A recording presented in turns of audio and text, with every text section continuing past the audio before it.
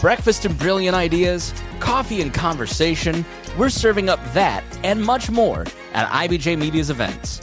Join us at an upcoming event and kickstart your day with fresh ideas and new connections. Check out our event lineup and register now at ibj.com/RSVP.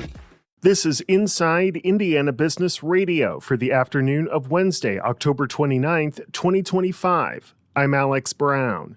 An economic forecast conducted by the Indiana University Kelley School of Business says the U.S. economy is expected to grow by 1.8% in 2026. While that number is lower than recent years, Carol Rogers with the Kelley School says continued investments in AI and the energy infrastructure needed to support it will likely be the dominant economic story of 2026, especially with data centers in Indiana. Indiana is a good location for these. We're really centralized. We do have water and we have land. Those are things that those building data centers, Amazon, Google, etc., look at those as real assets for us. You can connect to more on the forecast at InsideIndianaBusiness.com.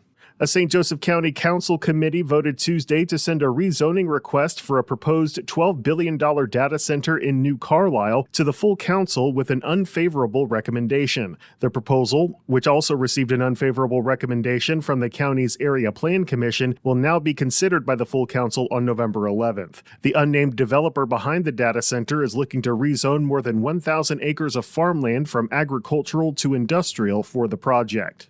Eli Lilly and Co has announced plans to spend more than $1.2 billion to expand and update its manufacturing site in Puerto Rico to increase production of oral medications, including its highly anticipated GLP-1 pill. The project at the Lilly del Caribe facility will add about 100 manufacturing jobs. From the number one source for Indiana business news, this is Inside Indiana Business Radio.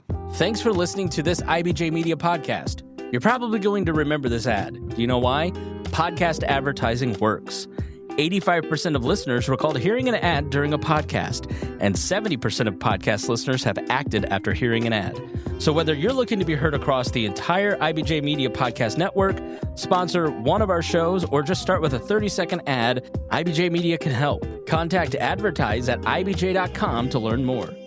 South Bend's real estate market is getting a high-tech boost. Local firms are increasingly turning to artificial intelligence to speed up transactions, train agents, and connect buyers with homes, tools that are helping the region not just move property, but also attract and retain workers. At real estate firm Cressy & Everett, co-owner John D'Souza said his background in consulting and technology positioned him to lead the firm's internal AI rollout. We built our own AI tool, and we've had it out for about a year, and it's a wonderful tool. It is custom to our company, and what we do with it is that it has lots of information about our company. It has information about our sales approach. It has information about the industry, and it helps our agents get smarter, get sharper about things. It helps them with their writing and some of the creative processes when they have to be creative. It helps them answer some tricky questions about negotiations and things like that. It also helps them practice. It's become a really good role-playing partner. The firm also runs a preferred realtor program in partnership with the University of Notre Dame, which connects potential faculty and staff recruits with agents trained to showcase the region's housing and lifestyle options.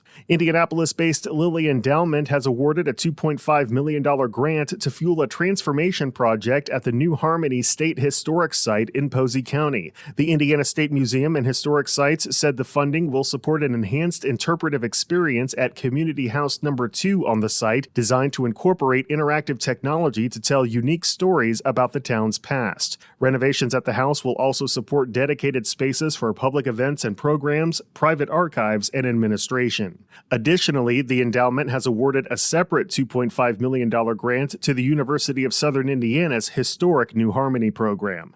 The National FFA Convention and Expo, which attracts tens of thousands of visitors to Indianapolis annually, will continue to take place in the city through at least 2040, officials announced Tuesday. The announcement was made during the kickoff event for the 98th National FFA Convention and Expo, which is expected to bring more than 71,000 people to Indy this week. National FFA CEO Scott Stump said the convention is the culmination of a year's work by students across the country. The National Convention brings together thousands millions of individuals that have invested time and effort to demonstrate their growth as a leader, demonstrate their growth personally, and ultimately how they're set up for career success. And that's what we get to celebrate at National Convention. More than 36,000 hotel room nights were booked for last year's event, which had an estimated economic impact of nearly $40 million for the city.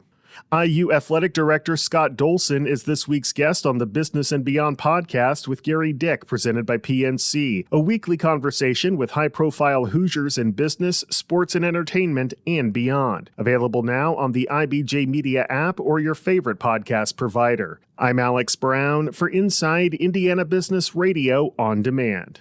From broadcast to podcast, Inside Indiana Business with Gary Dick is now available anytime on YouTube or in your podcast feed. Subscribe and listen wherever you get your podcast or at ibjpodcast.com.